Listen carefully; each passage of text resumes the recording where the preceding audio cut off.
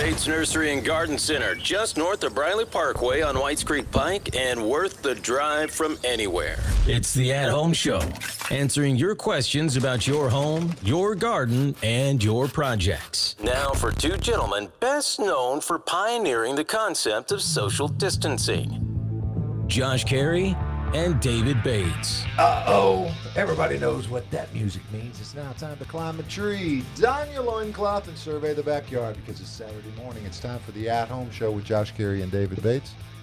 I'm Josh Cary. I'm David Bates. That's Michael Stevenson. It He's certainly back in is. studio. He's back. I'm back. He is back. He was actually you were away, but He was a roving reporter. he was. Yes. Absolutely. And who is upon the hot seat? We are very fortunate today to have Randall Lance. He's what is your official title with Metro Parks, Randall? The official title? Get up on that mic there. The official title. Superintendent of Horticulture. Superintendent of Horticulture for Metro Parks and Recreation. That's right. So we're very grateful to have Randall on board this morning. And that gives us a whole host of different things that we can talk about because Randall's job title might be fairly succinct. His duties are wide and ranging, and there's a lot going on in Metro Parks and Recreation. And there's a lot going on in horticulture because there are pests that are already here that we're going to be dealing with. So, well, no, not Why are mine. you pointing at me, yo? Not that one. A different pest. But But it's going to be kind of a yucky day out there, David yeah, Bates. today is, of course, Saturday. We've got a Dusty. 30% chance of showers and thunderstorms today, mainly after 9 a.m. It's going to be mostly cloudy with a high near 87 degrees. Winds out of the southwest at 5 to 15 miles an hour with gusts as high as 20 miles an hour. So if you've got trash cans or umbrellas up or whatever, just be advised. Tonight, 40% chance of showers, Trash thunderstorms. cans up? Well, you make sure your lids are on there. Oh, okay. You don't want all the trash getting scattered away.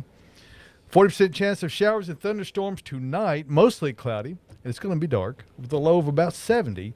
Winds out of the south-southwest at 5 to 10 on Sunday. Showers and thunderstorms are likely, especially in the afternoon after 2 p.m., mostly cloudy with a high near 90 degrees. Winds will be out of the west-southwest at 5 to 10 miles an hour. There is a 60% chance of precipitation on Monday. There is some chance, but it's very little of thunderstorms on Monday or really any rain. This looks like the one day going forward that we will not be having precipitation to deal with next week, which almost certainly means we will have it. Because every other day of the week you see Tuesday, Wednesday, and we go through Thursday, Friday, Saturday. It's every other day. So I'm going to say we get rain on Monday and it doesn't rain the rest of the days. But there's no huge amount.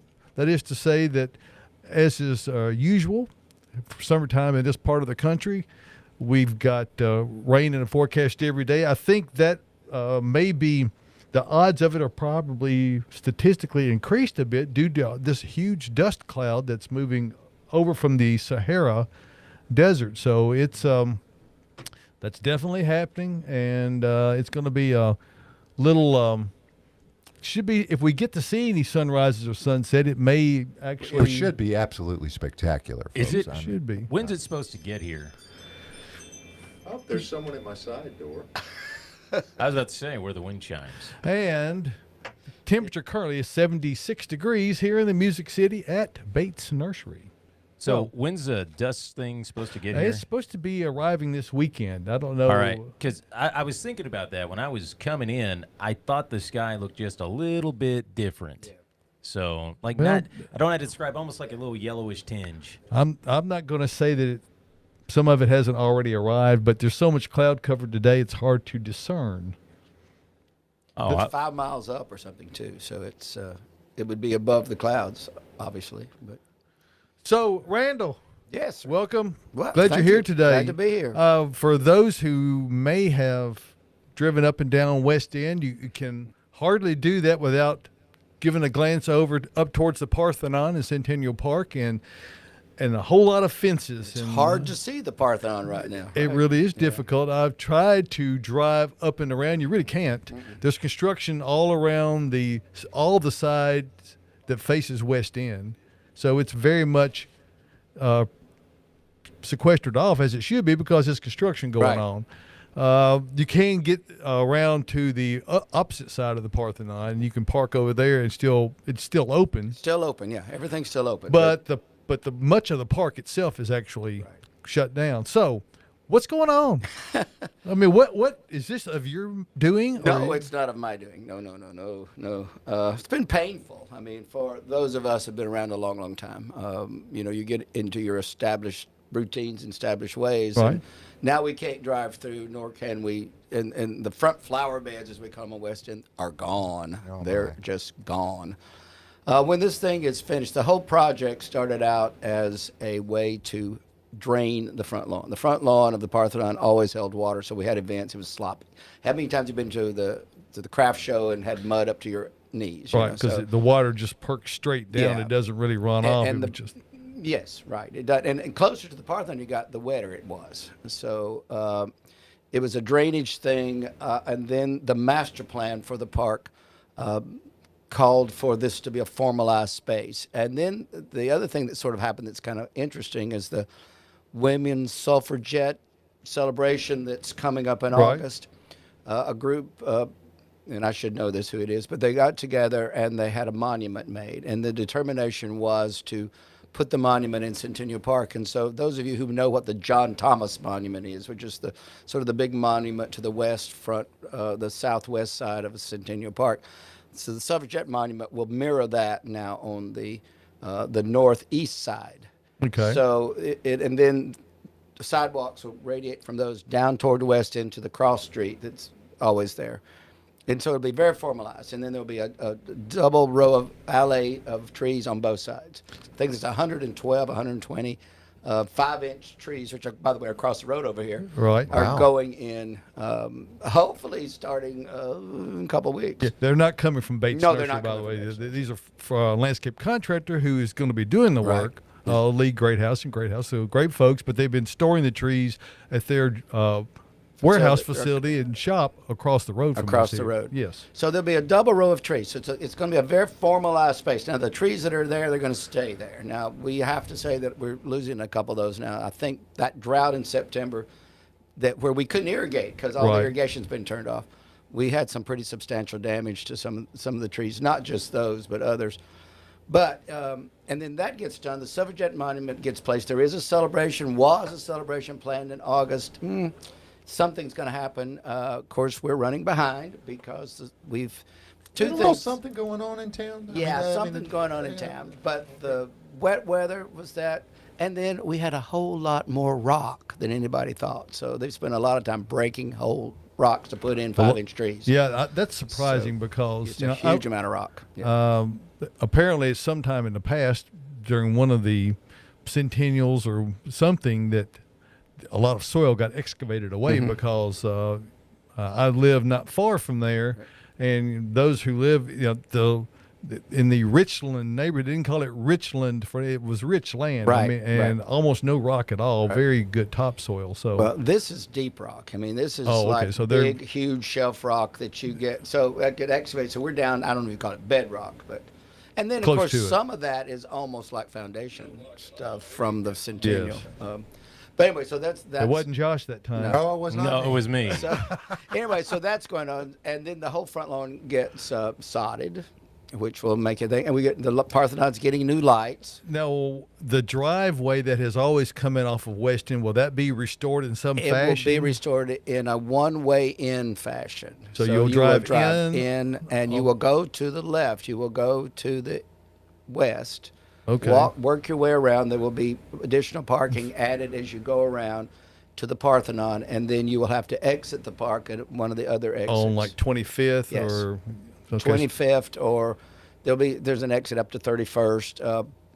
In the back, there's Park Plaza. You can exit off there. So it'll be a one-way through. And then the whole idea of this around the band shell, there's another entrance that will come in off that, what we call the bridge entrance, and where the little ship's bow is. Right. That will enter up to the way I understand it now. This is what I think's happening, up to the band shell. And so for event use, people will take their stuff and park there, and then take their things out onto the lawn, and hopefully they will carry them out onto the lawn and not drive out there. So it's a big thing. A lot of it is, again, you'll hear people say this all the time. It's infrastructure. You're not going to see it because a lot of it is piping, huge drainage pipes underground. Huge drainage pipes. And there's also electrical conduits and cabling. Electrical conduits, and you've got lights, but you've also irrigation, got huge irrigation systems. So brand new irrigation systems. All of that's underground. You're not going to see. But it's set up so events can be better. The drainage will be better. It formalizes the space. The turf will be able to be maintained. It will be Bermuda. Right. So it will be tougher turf, but I don't know if we're going to, hopefully we'll be overseeding it in the winter. The front entrance flower beds are gone. The designers have put in another little strip border that will go the length. It won't be in the center, it'll be off to the side.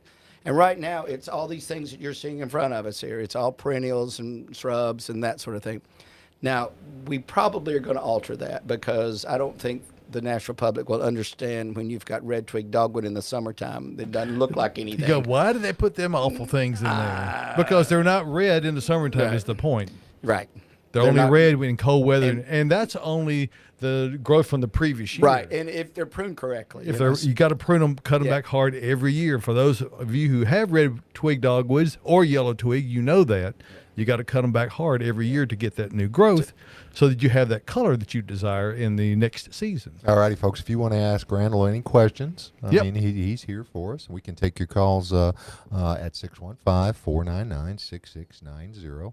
And then Michael will take a look at it, and if it's a voicemail that we can play on the air without any bad words or anything like that, we'll go ahead and play it that way. But if you want us to call you back, we will do so too. Yeah, by the way, if you're watching us on Facebook, please share this out there, and it's sitting out on the At Home Show with Josh Cary and David Bates Facebook site. It's also over on the Bates Nursery site and it's on Earth Mix site. It is up live on Twitter at the Bates Nursery. At Bates and also Nursery on our YouTube channel. So if you go over there, please subscribe, and you'll get a notification when we go live on the air. Randall, what were the kinds of trees that you're going to be planting, the 120 trees? Well, it's interesting. I don't know if you all watch Volunteer Gardener much on public television. And last week they did an old show. It was from Long Hollow Nursery. Right. I forgot our friend's name over there. But anyway, he's a landscape architect. And he was saying the whole time he was in landscape architecture school, they talked about native plants, native plants, native plants. Those of us in the landscape business, we like native plants, but we know there's a whole lot more than native plants. And just because something's not native doesn't mean it's not a good choice. Right. Or that it has negative attributes. We would all love to have live oaks there, but I don't know that we would be real successful. And they are native to the southeast. Yes. Now, so anyway, the trees that we're going to have along there are going to be... There'll be what I'm saying. So the designers only wanted native plants. So right now there's like 5 different kinds of oaks. They're hickories. Mm-hmm. There's I believe some big leaf magnolia. There's at the Suffragette Monument they're going to use Magnolia macrophylla. Right. Which are even the acuminata has really big leaves on the cucumber magnolia. But these are, for those of you who don't know, these are deciduous types of magnolias. The big leaf magnolias, they literally have leaves that are this big. Yeah. And they don't call them big leaf for nothing. And macrophylla means big leaf is what that means. And the reason they're using it because the Suffragette, apparently the vote was, the vote was yellow, a yellow rose, and so the flowers are yellowish when they bloom. They're not yellow, but they're yellowish. I believe I'm right. There was some things of switching that one to a different magnolia, but anyway, so it's native trees, and they're big. So when they go in, they'll be good size. Now, do they have the beautiful magnolia smell on these big ones? No. Now, one of the things that they did not choose, Randall, as a native tree, and it is native, are ash trees. They did not choose ash trees. Actually, you'd be surprised. Actually, there was some ash trees in the planting plan because this planting plan was done probably 4 years ago. So that was really before there was a lot of thought given in our area to this pest right here. You see emerald ash borer. And if you have ash trees in your yard, the good news is you can save them and you can keep them, but you can't do it without taking some really serious action. Unfortunately, all the trees that are growing natively and wild that don't receive an ongoing systemic chemical treatment for emerald ash borer, they're going to die. Well, I mean, we They say already that, are and gone that- in Michigan. This is where they yeah, started and, from, right? You know, someone's always pointing. Well, there may be that one that, and there will be that Maybe. one, and we hope there are that one. But We need a resistant.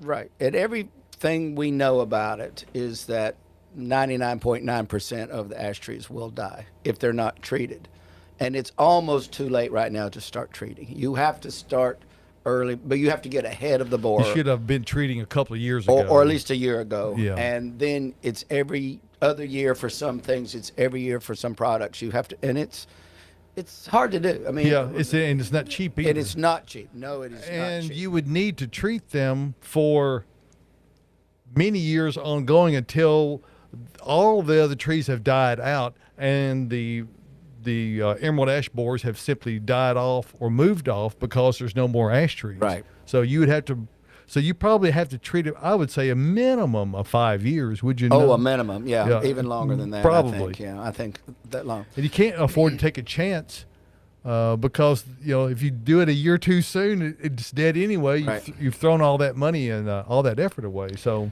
So the thing is, we've been talking about this for good 8, 9, 10 years now. Yeah. Maybe not 10, but a long time, and it's here. We're seeing. You'll see your ash trees, and ash tree leaves are bipinnate? How do you Yes. So they look like, if you know what a walnut tree looks like, they sort of look like a Similar, walnut tree. yeah. They start thinning in the top. You'll see the crown, the canopy start kind of getting thin, and then the next year they'll be a lot more thin, and usually by the third year they're dead. Right. And then within 3 years they're going to fall, because something about the way this insect deals with the wood, it causes the wood to get brittle, and then they just, in a windstorm, they just fall over. snap in half. So Well, those of you in your yard, it's tough. 'Cause Anybody who's ever used a wooden baseball bat would know Yeah. what we're talking about. Yeah. Because And- you can't and- catch it just right spot. Yeah, ash is it's a very pretty wood, isn't it? Very pretty, yeah. But it's not the hardest of woods either. So as soon as the inner bark layer, the cambium layer, is eaten up, all of the ability for the tree to transmit water and nutrients up the tree is removed, and so death will occur. It's not maybe. it's yeah. And as I understand, it was been 15 to 20 years ago that some kind of packing material got into Michigan, and that's where they got introduced. And now they're working their way all directions. All away directions, yeah. So we've spent quite a lot of money doing an inventory, which seems stupid that we'd spend money on the inventory, that we should be probably doing something other than. But it was to give us sort of an idea to say to our officials, this is real. Warner Park alone, right now we have counted, and we've had a company do this. We've got 7,000 ash trees that know of that word. we've counted. And we're only counting what's along paths and trails and picnic shelters and things. So that's the only thing we're counting. Warner Park has got the largest percentage of those right now. Warner Park is going to be really not devastated, but it's going to have a You're lot going of to be a noticeable 'cause- reduction. in Right, it. and there are places in Warner Park where there are populations, and that's all there are. Is in this area that's Well, nothing maybe but it's an ash trees. opportunity to Yeah. reintroduce some grasslands and some Yeah. pastures Oh, and yeah. some Yeah. things like and that. the goes along. naturalists are very into that. Then but we want people to understand that when we don't clean all this up, we may get it off the path, but we're going to let it fall. We're going to let it lie on the side. We're not going to clean everything up. Now, if you're in Centennial Park or if you're in Morgan Park, yes. But if we're in a natural park, Beeman, Bells Bend, all of those parks, it's going to be a natural thing that happens. Okay, what's the rule of thumb as far as obviously parks like Warner Parks have extensive hiking trails and all Yeah. that, and so I'm sure there's some action being taken to clear a certain distance away, or is it? Of course, it has That's to do the with the idea. height of the tree. Yeah, and again, we're only counting things that could be a target. In other words, they're going to fall on a path. So yeah, there will be some activity. So you've there. only counted trees that are on paths. That's the 7,000 number you're talking about. Yeah. And That's not all the trees. That's just the ones that people might walk past. And of course, targets. and that's what. I mean, we've done like 15, about 30 parks. And those ash trees can create what we refer to as a widowmaker Right. event. They Right. just simply fall without warning, and if you're in the wrong spot at the wrong time, somebody survives Somebody- you, but not Right. you. Well, has anyone talked about any kind of a reclamation of the trees that died? Their wood's not very good, apparently. Well, and the reason I bring that now up, Randall, is that in another life, I sell a little bit of wood Oh, products. do you? Yeah, I do. Oh, I have wow. opportunity. Who knew? Many years ago, there was a borer that got into the western Canada and into the western forests out there, into some of the, I believe it was the lodgepoles and some of the pines that were out there that grow in forests, and it killed thousands and hundreds of thousands of acres of these pine trees. That product has now, it stood in the fields and in the forest there for many years, and it become blue stain through the natural Right. stuff. They've harvested that, and it has now made its way back into the market in Middle Tennessee, and it is absolutely gorgeous. You know, that one piece may be smooth, the next piece may look like a Swiss cheese, Right. but it has a natural finish that when you put just a clear coat on it, it's absolutely wonderful. And I can see maybe some sort of a reclamation Yeah, of some sort. I think you'd have to be pretty proactive in Yeah. taking the trees down before they fall. Yeah. Because by the time they fall, there's already a lot of decay has already occurred. The other thing is finding somebody to do the work, the reclamation. Yeah, We this have- just in, logging ain't cheap. Well, and There's we not were anybody out there buying up stands of forest anywhere and offering to come in and get your hardwoods. Oh, are there? no. Come on, David. I mean, you know. we had a rather large oak fall at McCabe Park. Oh, we had the tornado, and then we had 2 straight line wind events. So we've been busy. We still haven't cleaned all that up. It's a huge, because we got some federal help for the tornado, but nothing for the straight line winds, and we had almost as much damage with the straight line Wow. winds as we did with the tornado. So we had a gentleman who wanted to get a log from the McCabe thing and use it to, actually he was making a guitar out of it. Well, So he was, we said, Yeah. we can't give it to you, but, I'm not going to stand in your way if you're going to come get it. We don't talk about that. And I'm not nobody's hearing this. Right? No. there's It's nobody just there to us. see it when the It's tree just- fell. But he Nobody's was gonna going to hear get about it he was going going to on. get some logging company to come and get it for him, and then he called me and he said, I can't afford it. It was just thousands of dollars. So we cut it in small pieces and moved it to the back lot. But if we could find somebody who was into that business who would do it, I'm sure we could. Yeah, we'll work with them on that. Love to. And it's going to be there's going to be many opportunities. So, Right, so and it's not just but government in land. those opportunities, as you said, there's a lot of liability issues that have Yeah. to be dealt with. So it's just the nature of it.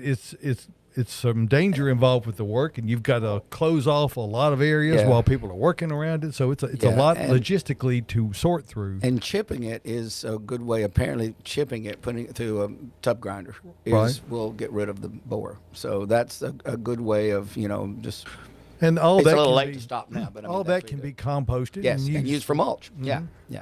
So it's just- compost your bugs, huh? we if somebody told me I'm taking a little side thing here, but I got sort of jumped on about cutting a tree for the Metro Christmas tree, and what do you do with it after it's over? And I said, well, we compost. I mean, we take it in, we turn it into mulch. Well, that's not a good use. Well, I think it's a really pretty good use, but and What do they want you to do with it?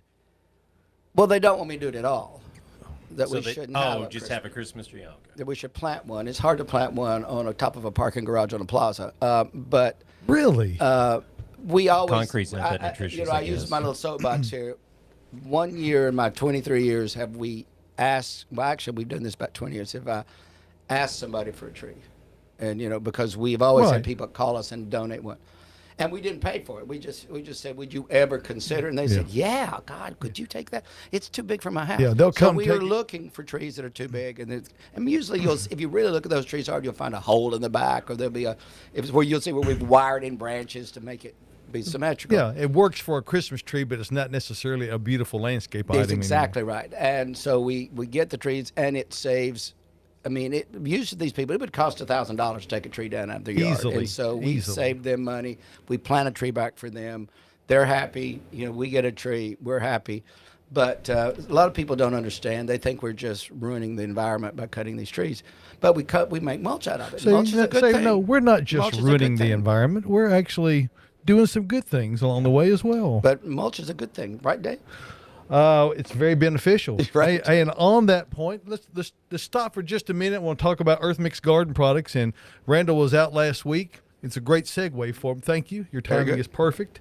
Gave Randall a little tour around the Earth Mix facilities. Amazing. And Yeah. what we do as far as our composting efforts and how we do a very systematic, very recipe-oriented blend of materials or inputs to make our supernatural compost. And that supernatural compost is a standalone product, obviously, and it is a principal component of some other mixes down the line. So it's just one of the things at Earth Mix Garden Products we try to do to differentiate what we have to sell from what others sell.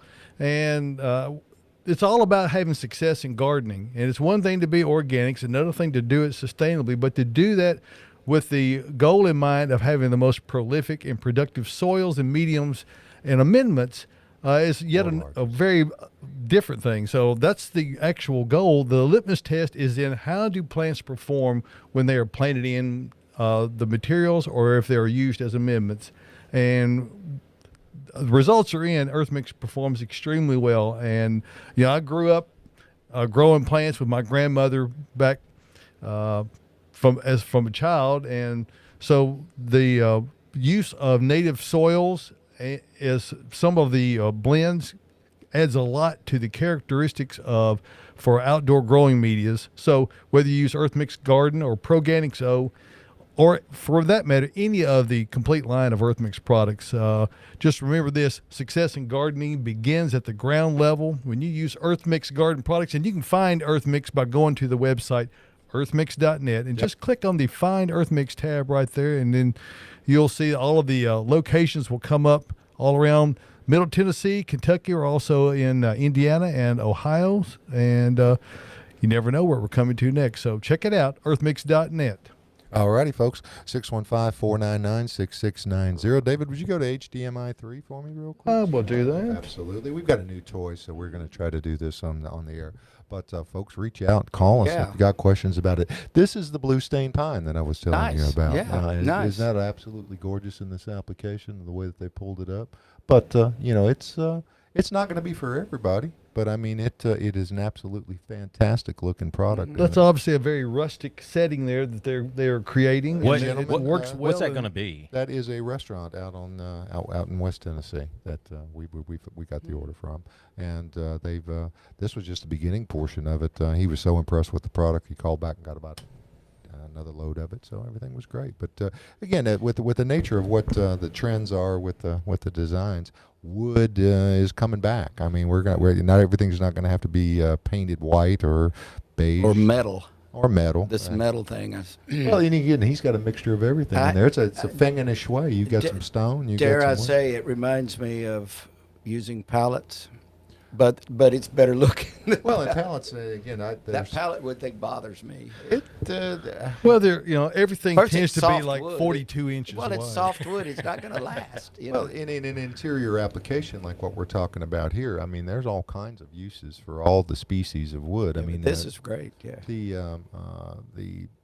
Generally speaking, though, I'm with you. The best use for a used pallet is to fix it up and reuse it as a pallet. As a pallet. That's what we do. But we this is the repair look to the pallet that they seem to be going for with the pallet. Well, is again, you've got that rustic look. No, the this is a colors. non-traditional type of use. Yeah. Now you can see he's got metal roofing on the inside of the restaurant. Okay, I thought that was where he hadn't gone down yet. So. No, that's a design. That's where it's criteria. going to stop. Oh, it's They've where got it's the gonna stop. stone. They've Is got this everything going to be a moving. barbecue joint? Because that's the vibe I'm getting. I don't know what their cuisine is, but I believe it's I know, more it of makes a me meat hungry eater's just I type like of it thing. on the diagonal over there. I think that's the diagonal Well, use. see, is what really they did great. is they picked and chose as they went through here, and I mean that was sold in long lengths. I mean it didn't all come in 4-foot lengths. It's just the way that it works out that way. And they took the time to take and create that pattern. And it's almost like they're building or painting a painting on that wall by designing the way that the things matched up there with it. But the diagonal is striking. It's just absolutely spectacular. Absolutely, yeah. That's if you like that kind of stuff. So maybe the ash borer is may have some sort of a benefit at some Well, point. I guess it's theoretically possible. I would have thought that might have been discovered, whatever that benefit is, in the 15 years prior. But then again, perhaps they weren't looking for it back in the day. So One thing for sure is that it still is decent firewood. You can cut it up yeah. and burn it, you know. And You don't want to burn pallets necessarily, though. There's some of them in here, and we don't sell pallets as a product, but I understand that some of them have, they do have a bit of a chemical treating to them to resist some of the stuff. Yeah, you don't want to be sticking that in the fireplace at the house. They have to be fire treated if they're going to be shipped over street Correct. across the world, and so it's not for me. And again, but if you're gonna, hey, let's make lemonade if you have to. Well, we see Chris Whipple out there. Hey, thanks for joining us, man. And if you Buddy see, Hill, how you doing, buddy? Great to see you this morning. and he's talking. Darren, Corey Smith, we got What's up, bro? Josh just rolling down the line here. I want to. All right, I love this. I want to take you a different 800 direction. trees from the Arch Site and Place Cemetery. There's Renee Bates. I love this. I'm going to make a comment about this. 2014, the National Park Service removed 800 ash trees from the Arch Site and replaced them entirely with London plane trees they kept throughout the new expansion. Right now in Nashville, Tennessee, we've got the worst. We are losing sycamores and London planes at an alarming rate due to bacterial leaf scorch. In fact, we are losing them faster than we're losing ash trees right now. So I think that probably wasn't a very good choice from the National Park Service. So They I didn't don't do know. their homework fully, is what Well, you're saying. but I mean, I've asked maybe they them- didn't have enough information to And make they the didn't right. have enough information. I've been asking our local, as I call them, the Alan Wyndham and Frank Hale team. And they And seem- between those guys, they know. yeah, but they were sort of hadn't caught on to it as much. And right now I'm seeing a lot of dieback on, especially weeping cherries. They're just going like crazy, and I don't know what that is right now. They, I think there are some issues that we saw a phenomenon that occurred last fall that really, it greatly affected crepe myrtle. It also affected a lot of Chamaecyparis. yes, arborvitae, It's the fact that we had really very warm weather on into early November. We had no cold weather at all, and then the first frost we had was not a frost at all. It was 17 degrees, and we had it 2 nights in a row. Wow. So all of the and then this spring, when things start leafing out early because we had warm weather, they got hammered twice again by late freezes. So I'm pretty convinced that the one in the fall is what did the most of the damage, Well, I think simply so, because we've talked about it on here before that the plants are still actively growing. The cells are engorged with sap, and consequently they're very susceptible to freeze damage when that occurs. Well, the cherries, this is just recently we're starting to see it, and you'll see it reminds me of the borers that happen on laurels, Right. Where you'll get this limb that dies, and then you got another limb that Well, dies. of course, they all are prunus. They're all prunus, yeah. So they're all it's- in the same family: cherry trees and laurels, autoleucon laurels, skip laurels. They're all. What about the Buffy laurels? Not sure about that one, Johnny. Buffy, come on. You got Skip. You have to have Buffy, don't you? 615-499-6690. Join us. Ask a question if you got a comment about what's going on. And I we're here for you. got another little pest issue here to run by you, Randall. And right here. no, boxwood blight. Oh, Let's talk about that while we're on Well, touchy you, subject. on the you're the Apple expert show on this boxwood. morning. I've heard you talk about it before. I have almost no boxwoods to deal with. And Except Two Rivers Mansion. I have Two Rivers Mansion.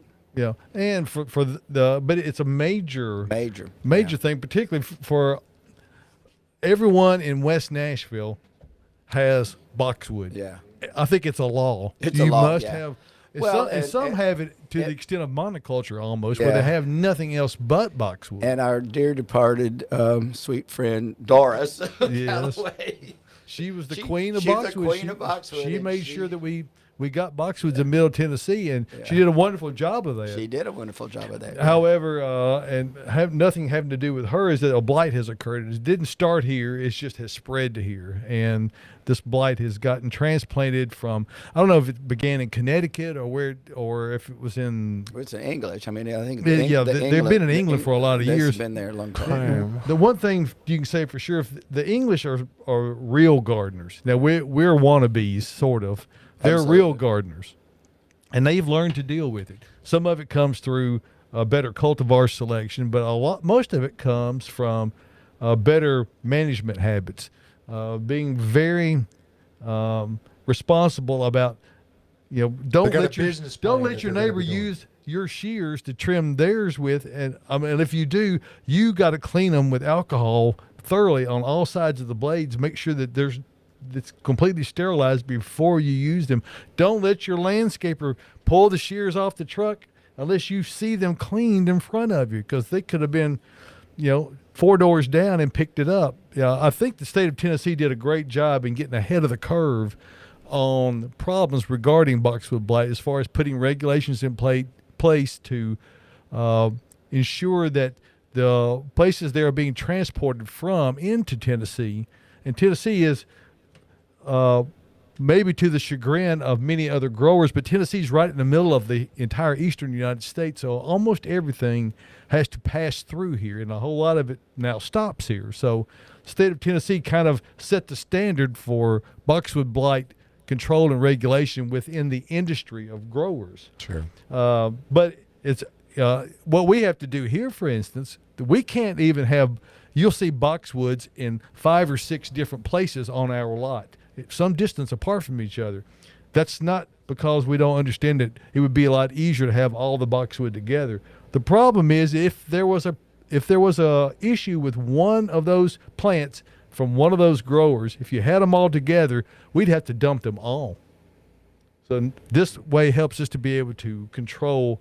And we've not had that occur, but it is a suggested point of prevention with respect to, if you got some grower that came in and unknowingly sent you plants that were infected, you would at least only have it in this one small group rather than all of them. Did they limit any kind of order process? Did you have to order a certain amount from each of the growers, or was it just a supply and demand type of thing? Because it seems like to me that if you had one bad guy out there, which didn't we have a Christmas wreath thing came through here not too long? Yeah, now that was out of the West Coast, was it not?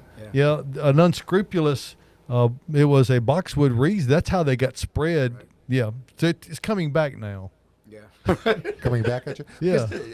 To a sense, even in the people that use pine needles for mulch, several years ago, I remember stories that the fire ants were getting transported up here with the pine This needles. just in, fire ants have been here for a while. Long time, yes. Yeah, so, they ain't going anywhere. Well, we've only been on the air since 1998. They were here well before that, I promise you. Now, a major introduction occurred when Cool Springs Mall was because there was stuff brought in from all over the deep south, and I mean that whole area, Brentwood and Williamson County, got covered up in fire ants. Yeah. So there's introductions that occur like that. And I'm going to be ugly. Okay.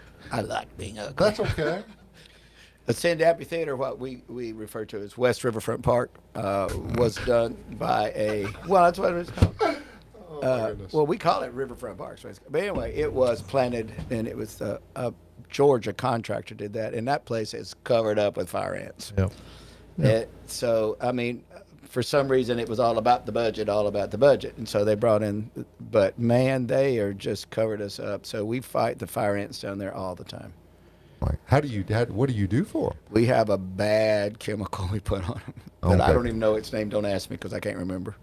But restricted use pesticide. It is a restricted use pesticide, yes. All righty, folks, 615-499-6690. Let me quickly here, Josh, just for a moment, talk about this little company here called Bates Nursery and Garden It's a Center. pretty nice place. Well, we do work at trying to have a place that's friendly to shop and have a really excellent selection of plant material, and most importantly, I would suggest we have a staff of horticultural experts who can really answer your questions and deal with your unique landscape situation, no matter what that is. So if you bring in photographs or hopefully make a rough sketch on your smartphone or on your tablet, bring those in with you, and our landscape professionals can help you get the right plants in the right place the first time. That's the way we do it at Bates Nursery and Garden Center. I do a weekly newsletter, and this week touched on bagworms, and we'll talk about that more here in a moment. But we've talked about we forgot to remind them last week. Is there anything good out there? Well, we're going to talk about, but the thing of it is, we've got to be mindful of these things. And if you don't want to be caught unaware, you don't want to be one of those to say, I didn't know. We want you to know at Bates Nursery and Garden Center, and so we'll help you get all that figured out. Of course, we're a proud seller of Earth Mix Garden products, and invite you to come out and see us. We're open Monday through Saturday from 9 a.m. till 4 p.m. So come out and see us, and we've got a great selection. Our perennial area is stocked to the gills. We've got all kinds of ornamental grasses, trees, shrubs, ground covers, you name it. Come see us. Bates Nursery and Garden Center. Now, David, our endorsed candidate for the Board of Mayor and Aldermen in Petersburg, Tennessee, has asked a question.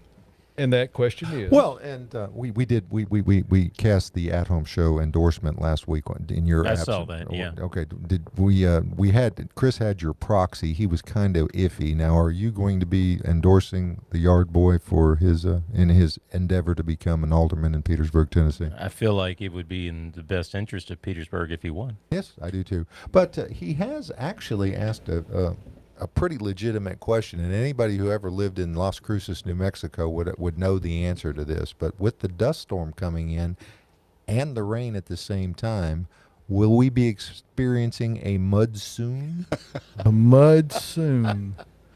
I don't think it's going to be that much, although it is literally millions of tons of dust. But it kind of evenly spreads out. Much of South America and the Caribbean depend on this every year to replenish the nutrition that is lost in the rainforest and add material to the beaches in the Caribbean. So that's where that stuff comes from. It flies in. The Bahamas is basically built from this stuff, I believe, in a lot of ways. Well, now, what we referred to, or my dear and sainted father used to refer to them when we lived in Las Cruces, New Mexico, these dust storms were not unusual. I mean, it might have not always come from the Sahara, but when the wind blows out there, which it blows all the time, and you happen to have that rainstorm, he called it a, think about it, Josh. Be careful now. I don't know what your dad might have been called for. Yeah, I don't have a drop button here. You don't have a I don't have a dump button. Okay, we can't put a pause. But if the word started with S and it ended with T and there were two letters in between the two of them, that said hi. Hi. Yeah.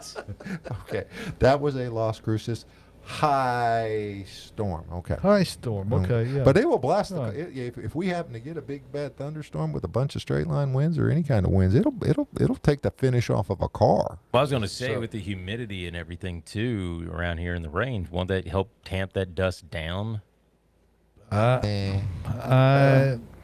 I'm think just looking forward to at least would one it wash the beautiful dirt sunset. off a car too? It'll take the paint, but at the end of the day, I'm just looking for one or two good sunsets and some sunrises out of this. As the weather forecast currently shows us, it looks like that opportunity will best occur on Monday, depending on which forecast you want to believe, or any of them. But just be on the lookout, get up early, and go to bed, after sunset. And then you'll have a chance to see on a daily basis. You got a chance. That's right. Hey, let's talk about bagworms. Now, I know you don't have to deal with a lot of this in Metro Park. So, although you have Juniperus virginiana, also known as Eastern Red Cedar, which is a primary host of this. Right. The evergreen bagworms, or just bagworms, as everybody around here knows them, are They're a major. brown, aren't they?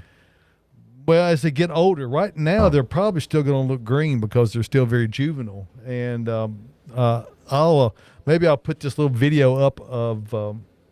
I wrote an article this week. I touched on it a minute ago about the bagworms that I picked off of a single Hortsman Blue Atlas cedar. Now they look about like this. He said, but Hortsman's a little fatter.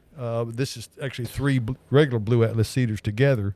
To my right, but gorgeous. This is about that tall and about that big around, and I picked 400 off, and you had to look very carefully to be able to see them because they're very small right now, and they're eating right now. They're eating right now, and they're very easy to control if you do it right now. And we usually remind folks on the Father's Day edition of the At Home program. And I think we maybe touched on it, but it's not too late. Mm-hmm.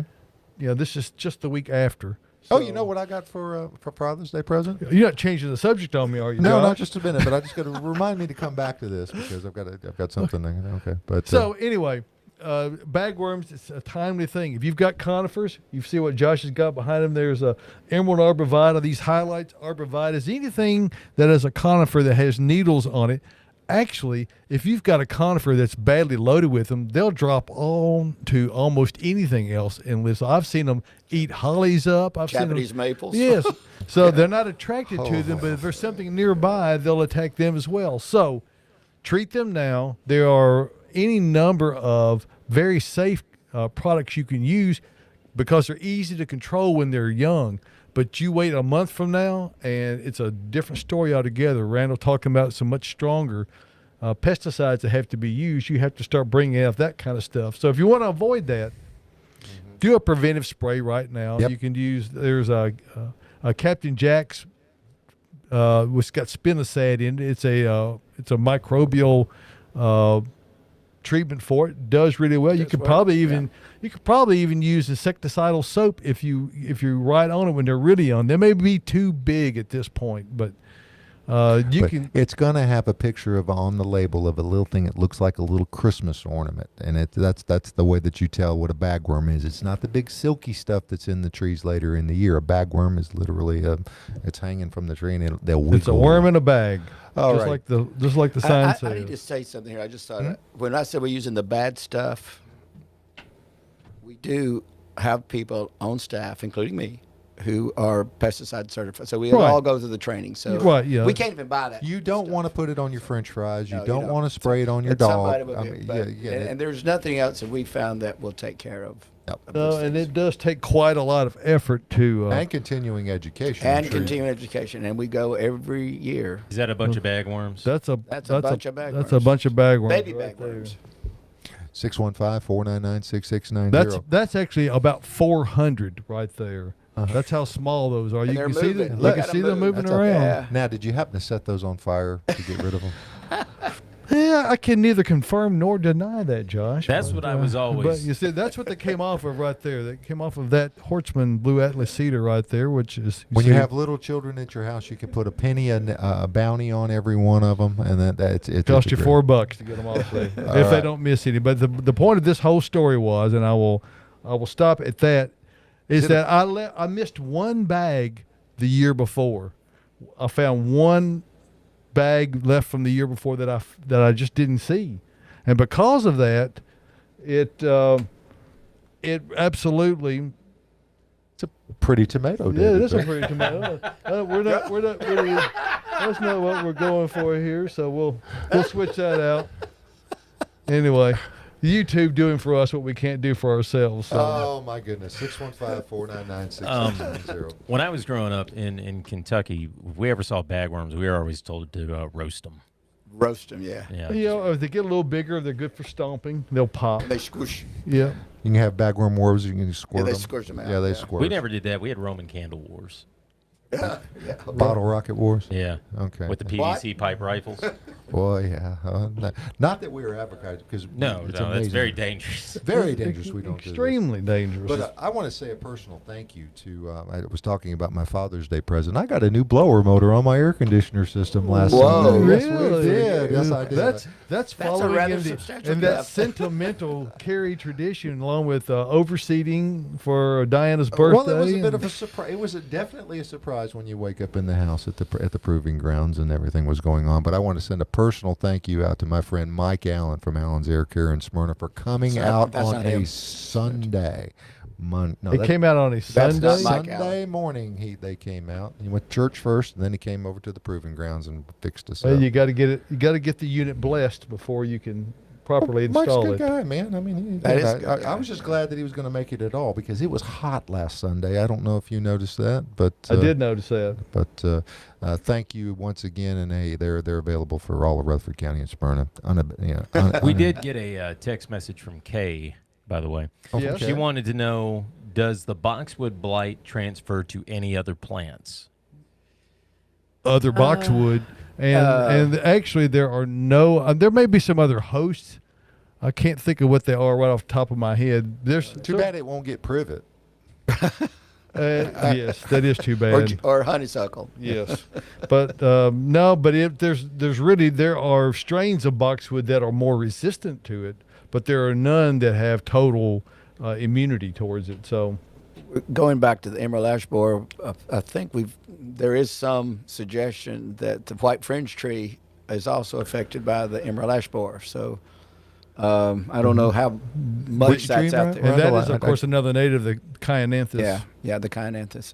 So Now, what? I didn't hear the name.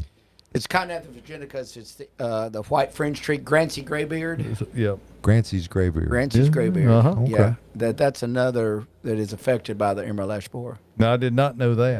Yeah, and it may not be a huge, but it's been found on it. So. Well, and probably due to the way they grow, of course, they are not a tree form plant. Typically, they're a multi-trunk. Right. It could even kill the trunks off, and it could shoot back out herbaceously from below the ground and still recover. And cover, it but, might not yeah. be the death knell to those, but it could certainly do damage to them. So, but that's the only other one that I've heard of so far. And it's just not, if you had a choice between that and an ash tree and you're an emerald ash borer, you're probably going to choose. The ash tree. Yes, of course you are. Joyce has a question on the Facebook page. Okay. Which, by the way, if you're out there, share that Facebook page. Start a watch party.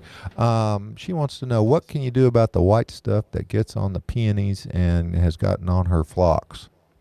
Well, powdery mildew is mildew, what she's referring to, and Don't scratch it. though. one thing, the Don't- first don't- thing don't you scratch need to be able to do if you really want to take care of it is control the weather. Wouldn't that help a lot, That Randy? would help a lot, yeah. Reduce the humidity and The- don't let the it damp rain. nights, Don't yeah. let it rain it and late in the day. Let it, because this is about moisture and available, having the right conditions. So where we live, perfect spot.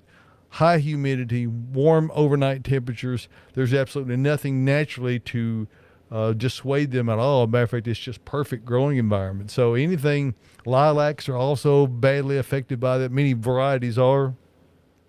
You got to spray with the fungicide. Probably alternate with 2 different fungicides in order to get the best effect out of it. Grapes would probably get powdery mildew. Some Yes. kind of mildew. Yeah, Yeah, yeah. maybe it's Yeah, mildew. more on the fruit than on the foliage, but yes. So, therefore, a lot of copper-based fungicides are used, and quite effectively. So you just got to spray, but you got to time your spraying when the weather conditions are favorable. This may be difficult this coming week, depending on what the weather does. You may spray, and it may rain right after you do it, and you go, "Well, that was for nothing," which it was. You have to go back out there and spray again at your next opportunity. My wife wants me to stop and get some wheat flour on the way home, as well as a couple of pints of strawberries. But I've got that. You don't happen to have any wheat flour out here at the I nursery? do not, Josh. Okay. Nope, do not have that. Oh my goodness Has gracious! anybody failed trying to make sourdough starter? I failed miserably. Really? I don't know how you can fail, but I failed. I got tired. I looked into it, and the thing is that I think we need to do that as a community. I think you're right. And get everybody in the neighborhood to start it all at once, because I believe it's like this creeping floxy or whatever the powdery mildew stuff is. Once you start it, it just keeps going. It goes. And it grows and it grows. But it said, start with wheat flour mixed with regular flour. Well, so I couldn't find wheat flour, so I went to Amazon and I bought what I thought was a little packet, and it came 5 pounds. So if anybody would like to have any rye flour, I have lots of Now, rye what flour. about, were you able to find during the pandemic, were you able to find the yeast? No. That was You tough. couldn't find flour either for a long Correct. time. Yeah. I got, when all that was going on in there, having all the shortages, I bought the last 2 packets of yeast at the Kroger in Springfield. And literally, as I was walking away, someone else walked up and was looking for it. And I was Yeah. Yeah. He went, no, I didn't do that. You didn't? I left early because the know, lady they're- looks stout. These sourdough bread cultures have been kept alive for like more than a century. Yeah, In San yeah. Francisco, a lot of the sourdough bread is like the mother loaf that they keep. They always keep some behind. The It's like mother 100 what? Mother loaf. Mother loaf. The mother loaf. Or That's the what mother, it is. The starter. The starter. Yeah, that's where they get it. The They have a culture statue? from. I mean, do they? They've got it. No, it's a controlled environment, and they've been doing that for 150 years. So there's technically, they've been having this same batch of starter going for The that same long. variety, yes. They claim to get a It doesn't specific flavor smell very profile. good either. No, well, the thing is, you have to do these things and you put it in a warm environment. Well, the air conditioning's running, so I thought 75 degrees would be fine, but sometime it never did poof up like it was supposed to. All But I right. got tired of feeding it twice a day for a week and a half, and I went, enough of this. I'm Well, not doing you're this going to anymore. eat it. Why do you have to feed it? I mean, I that's don't have to, and you have to feed it like a half a cup of flour. Throw out some, add some, throw out some, add. I'm not committed to that. It's No. like that's a life form I don't need to deal with. 615-499-6690. Hey, give a big shout out to my buddy down in Key West, Ralph Hall. Good morning, Ralph. And Steve Brumfield, thank you, buddy. Appreciate Now, you sharing that out there. That's the place to go see a sunset today. Go It out. should be awesome in Key West, I would or a agree. sunrise for that matter. Because I've been on a clear day that if you go out on a Danger Charters tour, another great thing to do when you're in Key West, Florida. You can just look to the west and watch everything go down. But hopefully he'll send us some pictures of that. I would love to see something from down there at the southern border. No doubt more will be revealed with respect to the dust, and we'll know more this time next week than we know now because we'll already be into the event. Hopefully we won't get wind and rain at the same time, so we won't have one of Jack's high storms. Yeah. Yeah, high storms. Yeah. High storms. Oh my Yeah. goodness. Oh my goodness. We're running out of time for this edition of the At Home Show, but folks, once again, please subscribe to the YouTube channel. Don't do it for me. Do it for Josh. Do it for 'cause, yeah, Michael. he- Okay. Do it for Randall. Do it for do it for Nora. Actually, do it for Nora. Yeah, Yeah, look we over. have not We should turn the acknowledged. camera around. We have Come not over acknowledged here. her No, come presence over today. here. She's a little camera shy. I think she should come on this but side. she does Come a capable. on. Come on. She does a You very haven't capable- talked about the foliage at all I was, today. Dave. look, Well- I'm sitting here in Menorah and Shasta Daisies and Yarrow and B-bomb. Bee Bomb. Oh, well, We've got yeah, Bee Bomb. we've Got got- Menorah. Excuse me. Menorah. We've got some Vitex Vitex. right there in front, and of Monk's course, pepper. yeah, and what you see over there to the extreme right is a chocolate fountain. Mimosa. Albizia. It is a mimosa, actually. Yeah, no, we just don't say that because nobody wants to know that it's a mimosa. No. It's not going to grow like the pretty. naturalized mimosas that you nice. see. But What is the mature height on that? if you don't Grab stake that them, label there, if Mike. you don't stake them here, I don't think they'll probably get much more than about 15 feet tall, maybe 40 feet wide. It's 15 to 20 feet tall. Yeah. Okay. Do you know the Sorry. story about the Vitex? Why it's called Monk's pepper? No, sir. Maybe I shouldn't tell that. No, it's also known as the chaste tree. Supposedly, back in the early days, that the seeds are little black, looks like pepper, and they would feed it to the monks because it controlled libido. It It's like an anti-aphrodisiac. Why did you look up at that all of a sudden? It was a chastity encouragement Yes. tool. So anyway, it is also known as a chaste tree. It's not that is saltpeter, exactly. it's not Saint Peter. It's saltpeter. It's a different thing, but We're it going has down much a the path same. that we don't need to go to here, ladies and gentlemen. Okay, next Saturday morning, you can come in and join us live, right, David? That's right. Hey, Gonzalo, good morning to you out there. You and Kayla out in Pacific Northwest, out in Seattle. So great to see you guys. Share us out there as well. Hey, folks, if you have a business or you have a service that you would like to feature on the At Home Show, reach out to us at the phone number. If you have an opportunity for us to perhaps come into a radio station and have this product and this content come, you can reach out and contact to us as well, because we got the technology, we got the best producer in the business going on here right now. So Hey, we've got Michael. yeah, Yeah. so we will make it happen. We for you. do. But if you've got something that you want to feature here on the At Home Show, we're glad to get you to go in, and you can sit on the hot seat with us and come in and guest. Randall, thank you for joining Absolutely. us. It's been fun. This is always great. Thank you, buddy. Great fun. Well, Thank and you. if we Thank don't you. see you before, we'll see you by the time the Lawn and Garden show rolls back around. We hope. We see. We can do it virtually. Hey. We can do it virtually. It's been teetering for decades, so That's right. wouldn't have it any other way. All righty, folks. For everybody here at the At Home Show crew, we encourage you to join us next Saturday morning. But you can look at us anytime you want to now that we're out there on YouTube. Yeah, and just some of these- replay it at Just your replay it leisure. and So- subscribe. And If you like I can't said, sleep, we're begging, so it'll to help do you this go for back. us. All right. See you next Saturday morning.